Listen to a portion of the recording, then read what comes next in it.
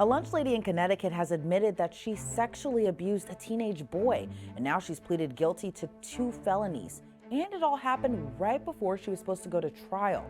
Welcome to Sidebar, presented by Law&Crime. I'm Elizabeth Milner. 33-year-old Andy Page Roseford, a cafeteria worker in Danbury, Connecticut, entered pleas in state court on Thursday, which means she'll avoid having her dirty laundry aired out during a trial. It was set to start this week. Now, she did admit to sexually assaulting a 14-year-old boy.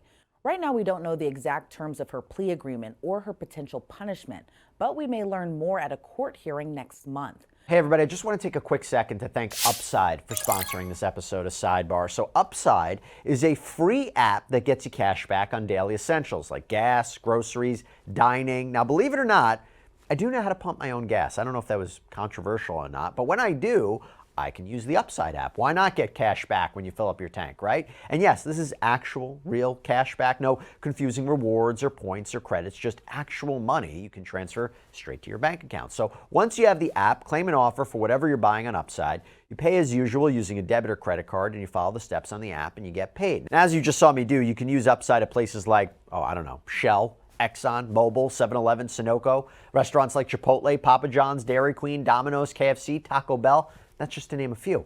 Now, to find out how much you could earn, click the link in the description to download Upside or scan the QR code on screen and use our promo code SIDEBAR and get an extra 25 cents back on every gallon on your first tank of gas. That's promo code SIDEBAR for an extra 25 cents back on your first gallon of gas. So how did we get here? Cops began investigating the case in 2023 after New Fairfield High School admin reported that there might be an inappropriate relationship between one of their students and an employee. When the allegations were made, Roseford resigned from her part-time position. A friend of the teen called his father back in January of 2023 to tell him that they were attending a party at a friend's house. That's when the teen suddenly said he needed to leave for a little bit to pack for a trip, but that he'd be back. When he returned, he was acting strangely, according to his friend. The friend later found out that he had left the party to have sex with Roseford. Police say Roseford picked up the victim from his friend's house and drove a short distance away, and that's when the assault occurred. We're not going to get into the details of that encounter, but during a forensic interview with police, the victim allegedly told them that he felt uncomfortable after it was all over. So he left Roseford's SUV and went back to the party. The teen reportedly told his parents what happened soon after. Officers found text messages and explicit content from Roseford on the teen's phone, suggesting Roseford had been grooming him for some time. According to police, multiple students told them that the middle school lunch aide was talking to freshman boys on social media like Instagram and Snapchat.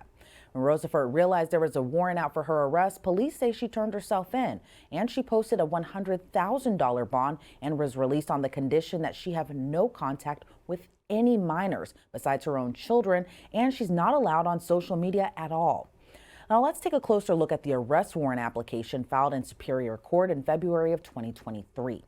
The victim described Roseford as a lunch lady when he was in 8th grade during the semester before summer of 2022.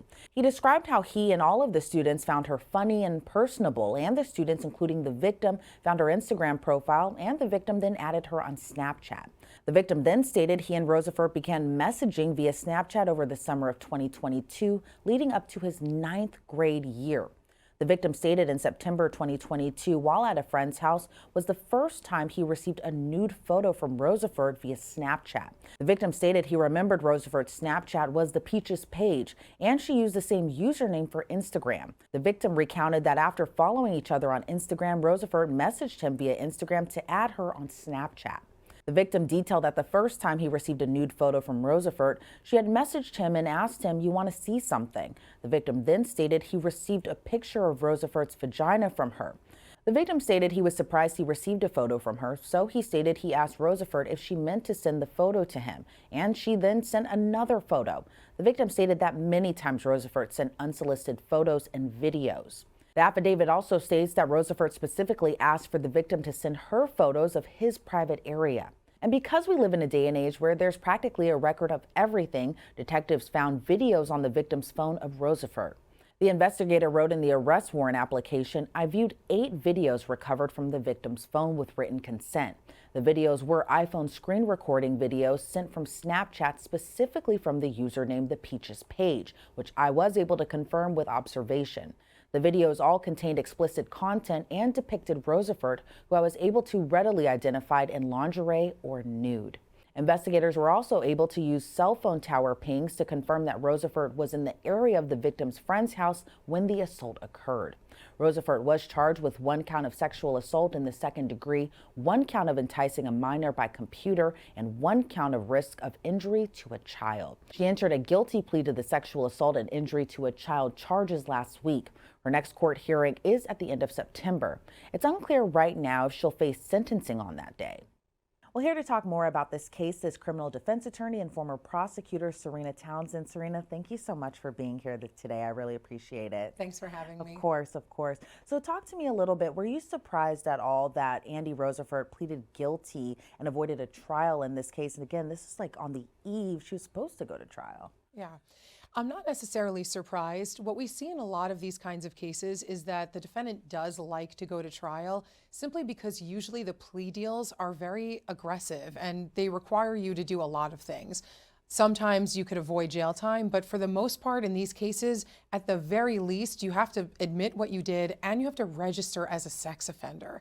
So a lot of times women, men in this situation, they do like to take the case to trial to see if they could beat the charge. So it is a little bit surprising in that way.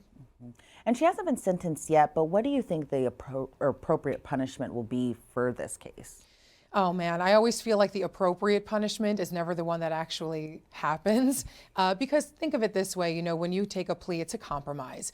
Typically in a compromise, both sides walk away a little bit disappointed. So I have a feeling that the plea certainly required her to admit her guilt. Hopefully it required her to plead guilty to a felony rather than a misdemeanor. Certainly requires her to register as a sex offender, but I do wonder if they got any jail time out of her or if they're going to place her on probation. If she does avoid jail time in this case, do you think that does a disservice to the victim in this case as well? And do you think that's also because, you know, if there was a male defendant doing this to a female victim versus a female defendant doing this to a male victim, what do you think kind of the disconnect will be if she avoids jail time? Sure. I think that there is a double standard still in today's day and age between the female defendants and the male defendants in sex crimes cases. So I do think that perhaps, you know, the victim and certainly the victim's family might feel a little slighted if she does get away without any jail time. Then again, I think if she does get away with no jail time, the prosecutor probably felt like this is a better deal than having to force the victim to take the stand and testify and confront his abuser. Because as we all know in this field, that is kind of opening up the wounds and re-traumatizing the survivor of the sex assault. So there is that compromise there. And we cover a lot of these cases here at Law and Crime. And what I found interesting to me is this pattern that we're seeing where these defendants are luring these victims and grooming these victims. First, it starts off with a social media ad, then it turns into a nude photo exchange. What are your thoughts on how social media plays a role in sometimes in these crimes? Social media is very dangerous for young children in so many ways, and particularly in this way. First of all, how did she even get that, that child's social media handle? It's not, appropriate for her to even have that. And that's literally step one, let alone the further communications and then what it turned into. So it's very scary for kids these days with social media because they're vulnerable. And it's very strange to me that this was a lunch lady rather than a teacher. I mean, usually when people are able to manipulate children, it's because they have a very close contact with them in an innocent way at first, whether it's a clergyman or a teacher, a doctor, things like that.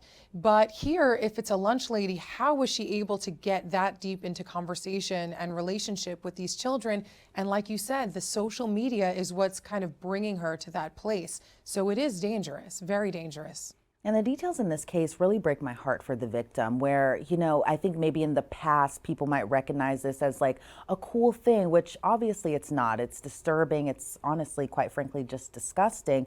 And what's interesting is I think that the victim knew something wasn't right. The victim knew that he was uncomfortable. The victim told his parents, told his friend. What are your thoughts on just the victim's mindset going throughout this entire process? But even the assault, what are your thoughts about just kind of how uncomfortable the victim felt in this case, who is just a boy himself going through puberty, going through, that awkward phase in their lives, but what are your thoughts about that? Sure. It's a very difficult time for children at that age as it is, and you're dealing with all sorts of different hormones and feelings and insecurities. And here you have this grown woman taking advantage of that.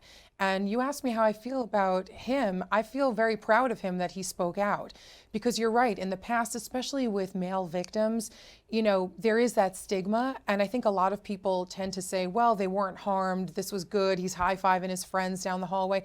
And studies have shown that that's absolutely not true. This is a traumatic experience for somebody that age, especially, including for boys. And so kudos to him for speaking out and for participating as much as he did, obviously, in the prosecution to allow them to get to this point where they've had enough evidence collected so that they could get a plea out of her.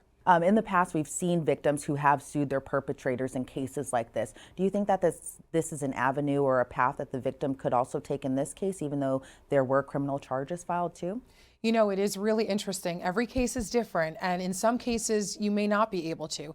I think he might have an opportunity in this case because the school had a certain duty to protect him. A lot of times people feel it may not be worth it to sue an individual. They may not have the deep pockets, if you will, to make somebody whole again. But if a school is liable, then he might make, it might make sense to do this. And from what I saw, it sounded like there were already complaints to the school about this woman or maybe other people, other teachers, adults, with respect to sexual acts with these children. And it sounded like the school did an investigation and didn't find anything. So to me, they were on notice, it sounds like, and it's probably worth pursuing, at least inquiring about a lawsuit against the school and the individual. And as we continue to see more cases like this, what are your thoughts on what schools can do, school districts, but even as well as parents, as far as having those really tough and quite frankly awkward conversations with their children? What are your thoughts on that? Sure. I mean, parents are parents and they need to protect their children, but they also feel like when they send their children to school that they're protected at school too. And the onus is on the school while the child is there to protect them and to make sure that their teachers are vetted and trained.